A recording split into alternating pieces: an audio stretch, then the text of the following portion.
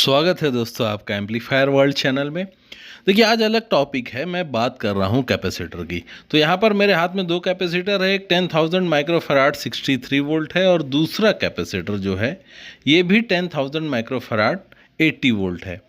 लेकिन देखिए 63 वोल्ट का कैपेसिटर बड़ा है और 80 वोल्ट का छोटा है। ये दोनों कैपेसिटर के जो साइज़ हैं और उसके डायमेंशंस हैं वो एक दूसरे से बिल्कुल भी मेल नहीं खा रहे हैं, जबकि माइक्रोफैराड का वैल्यू 10,000 है। तो ऐसा तो नहीं कि ये देखिए यहाँ पर सबसे पहले इसका डायमेंशन देखते हैं। तो ये अप्रॉक्स 2 इंच के करीब इसकी हाइट है, यानी कि 50 mm आप मान सकते हैं इसे। और इसकी अगर मैं हाइट की बात करूं तो ये तकरीबन 3 इंच के करीब है, यानी कि यहाँ पर 1 इंच का फासला साफ साफ देखा जा सकता है। तो सवाल ये आता है कि क्या ये वाकई असली नकली का कोई खेल तो नहीं है। तो यहाँ पर भी देखते हैं तो ये भी 40 mm के करीब इसका जो डाया है और ये 32 या 33 mm के करीब इसका डाया है सैमवा कैपेसिटर का। तो मार्केट में अवेलेबल कैपेसिटर जो है ये सैमवा है, झिंजलिन है, मतलब बहुत सारे अलग अलग मेक के कैपेसिटर मार्केट में अवेलेबल है। बट जो ब्लैक वाला ये जो कैपेसिटर मैंने आपको दिखाया है ये एक स्टैंडर्ड बहुत ही हाई क्वालिटी महंगे इक्विपमेंट का ये कैपेसिटर है। तो यहाँ पर देखिए ये यूके मेड है, तो ये नॉर्मल मैन्युफैक्चरिंग नहीं है, ये यूके मेड यानी कि ये ब्रिटिश स्टैंडर्ड का कैपेसिटर है। और ब्रिटिश स्टैंडर्ड और दुनिया के बाकी स्टैंडर्ड के मुकाबले जो ब्रिटिश स्टैंडर्ड होता है वो सबसे अव्वल दर्जे का माना जाता है। तो दोस्तों आपने देखा होगा जब देश आज़ाद हुआ उसके पहले जब गुलामी का दौर था तो उस समय ब्रिटिश स्टैंडर्ड चला करता था, और जब देश आज़ाद हो गया तो हमने अपने स्टैंडर्ड में बदलाव करके आईएस स्टैंडर्ड यानी इंडियन स्टैंडर्ड को अपना लिया। तो यहाँ पर मुझे ये देखना है कि ये दोनों कैपेसिटर में क्या कोई फेक कैपेसिटर वाली कोई बात है। अगर वो छोटे साइज़ में है तो फेक तो नहीं है। तो यहाँ पर सबसे पहले मैं उसको एलसीआर मीटर में कनेक्ट कर लेता हूँ, और एलसीआर मीटर में कनेक्ट करने के बाद इसकी वैल्यू हम देख लेते हैं कि वाकई ये 10,000 माइक्रोफैराड है या कुछ और है। दोस्तों मार्केट में जो बहुत से फेक कैपेसिटर मिलते हैं उनके अंदर छोटे छोटे कैपेसिटर लगा के उन्हें पैक कर दिया जाता है, मतलब कि गीदड़ को शेर की खाल पहना दी जाती है। तो यहाँ देखते हैं ये गीदड़ है या शेर है। तो ये बटन दबाते हैं, देखिए टेस्टिंग शुरू हो चुकी है। ये बड़े साइज़ में कैपेसिटर है तो इसको चार्जिंग में थोड़ा टाइम लगता है, इसीलिए एलसीआर मीटर थोड़ा टाइम ले सकता है। तो देखिए यहाँ पर इसकी वैल्यू आ चुकी है, ये है 9,000, थोड़ा क्लोजली देखते हैं, 9,607 माइक्रोफैराड। देखिए माइक्रोफैराड का सिंबल है जिसे शॉर्टकट में छोटा यू इस टाइप में बना हुआ होता है। अब दोस्तों इसके बाद मैं दूसरा जो बड़े साइज़ में कैपेसिटर है 10,000 माइक्रोफैराड 63 वोल्ट उसकी वैल्यू देखते हैं। तो यहाँ इसकी वैल्यू के बाद अब चलिए ये सोल्डरिंग करके ये वायर दूसरे कैपेसिटर पर शिफ्ट कर लेते हैं। दोस्तों कैपेसिटर की वैल्यू चेक करने के लिए आपको एलसीआर मीटर, दूसरे भी एलसीआर मीटर मिलते हैं मार्केट में, आप उनको भी ट्राई कर सकते हैं।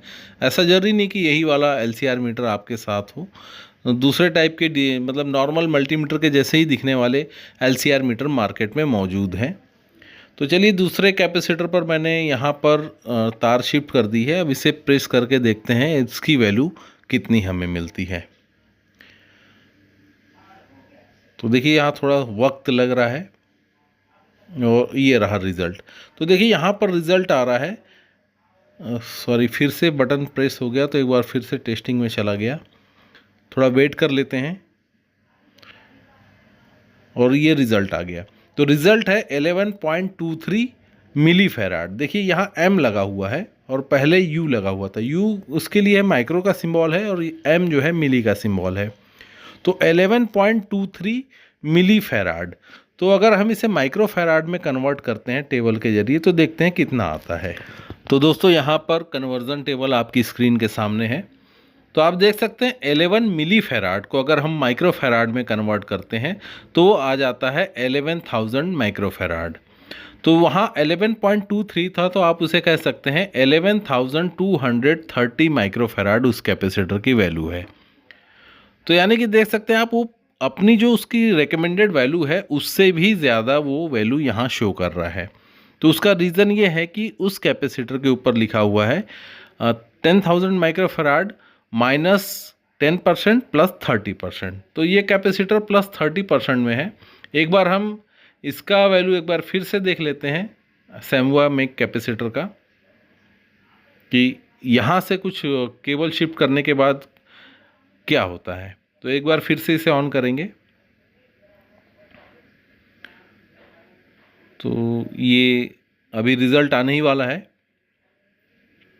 तो देखिए दोस्तों, यहाँ पर 9726 माइक्रोफैराड। तो देखिए यहाँ माइक्रोफैराड के सिंबल के लिए U लगा हुआ है और मिली फैराड के लिए वहाँ M लिखा हुआ था। तो एक बार हम इसको फिर से एक बार चेक करके देख लेंगे। माइक्रोफैराड और मिली फैराड का आपका जो कन्फ्यूज़न है वो भी दूर हो जाएगा। तो इसको यहाँ सोल्डरिंग कर लेते हैं। अब इसके बाद हम टेस्ट करेंगे। तो यहाँ टेस्टिंग बटन दबा दिया है। तो टेस्टिंग रिज़ल्ट देखते हैं कब आता है। यहाँ कुछ और आ रहा है, डायोड टाइप का कुछ रॉन्ग सिग्नल आ रहा है। हो सकता है ये केबल लूज़ हो गए हों, तो इसे दोबारा फिर से। अच्छा, यहाँ एक प्रॉब्लम ये है कि पॉजिटिव एंड निगेटिव ये भी मैंने यहाँ उल्टा लगा रखा है। तो इसको सीधा कर लेते हैं।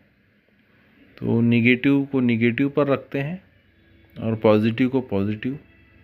हो सकता है यहाँ केबल लूज़ हो, क्योंकि इस टाइप के LCR मीटर में निगेटिव पॉजिटिव कुछ होता नहीं है। इसके अंदर ही ऐसा इनबिल्ट सिस्टम होता है, वो खुद ही डिटेक्ट कर लेता है निगेटिव एंड पॉजिटिव। तो देखिए फिर से टेस्ट करते हैं। तो देखिए यहाँ पर रिज़ल्ट अभी देखने को मिलेगा। तो यहाँ पर 11.13 मिली फैराड। तो देखिए दोस्तों, मिली फैराड और माइक्रो फैराड का बहुत बड़ा फ़र्क है। तो यहाँ पर देखिए 11.13 मिली फैराड। तो इसे आप मान सकते हैं 11,130 माइक्रो फैराड, ये इसकी वैल्यू है।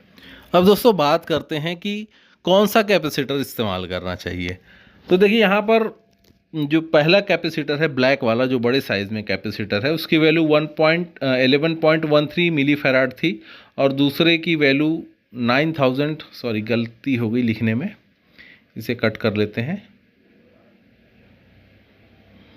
उसकी वैल्यू थी 9670 माइक्रोफैराड। तो ये दोनों ही एक दूसरे के ही करीब है, वैल्यू बिल्कुल सेम मिल रही है। यानी कि इसके अंदर जो कैपेसिटेंस होना चाहिए सैमवा में कैपेसिटर में, उसके अंदर प्रॉपर उतना ही कैपेसिटेंस है। यानी कि कैपेसिटेंस में वो ऐसा नहीं है कि उसके अंदर कोई एरर है, और ये भी नहीं कह सकता मैं कि वो फेक कैपेसिटर है।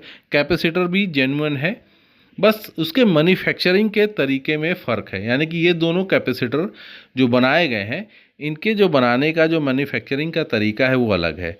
जैसे कि कैपेसिटर को बनाने के लिए उसके अंदर एल्युमिनियम फॉयल का इस्तेमाल किया जाता है। तो एल्युमिनियम फॉयल की थिकनेस के ऊपर डिपेंड करता है कि कैपेसिटर कितना बड़ा बनेगा। तो यहाँ पर जो बड़ा साइज़ का कैपेसिटर है, जिसकी वैल्यू आप देख रहे हैं 11,130 माइक्रोफैराड, तो इसके अंदर ज़्यादा थिकनेस वाली एल्युमिनियम फॉयल इस्तेमाल की गई है, जिससे उसका साइज़ बड़ा है। और हो सकता है कि ये एक्चुअली ये कैपेसिटर काफ़ी ओल्ड है, अप्रॉक्स 25 ईयर्स तो इसको हो चुके हैं सर्विस में रहते हुए। उसके बावजूद भी इसका जो डिटोरेशन है या इसका जो डिग्रेडिंग रेट है वो कुछ भी नहीं हुआ। ये डिग्रेड आज भी अपनी ही उसी वैल्यू पर ये बरकरार है। दोस्तों, इन कैपेसिटर का इस्तेमाल ऐसी जगह किया जाता है, आजकल पावर इलेक्ट्रॉनिक्स का इस्तेमाल काफ़ी ज़्यादा हो रहा है, और जो इलेक्ट्रिसिटी जनरेशन ट्रांसमिशन इस टाइप के बिजनेस से जुड़ी हुई कंपनियां हैं, उनके ही पास इस टाइप के कैपेसिटर लगाए जाते हैं जो कि इतने हाई स्टैंडर्ड के होते हों। लेकिन अगर हम कमर्शियल इस्तेमाल होने वाले पावर एम्पलीफायर या कंज्यूमर इलेक्ट्रॉनिक्स की बात करें, तो यहाँ पर इनका कोई काम नहीं रह जाता, क्योंकि इनकी कॉस्ट इतनी ज़्यादा होती है। आप ऐसे 4 कैपेसिटर परचेस करेंगे, आपको लगभग 50,000 रुपये खर्च करने होंगे।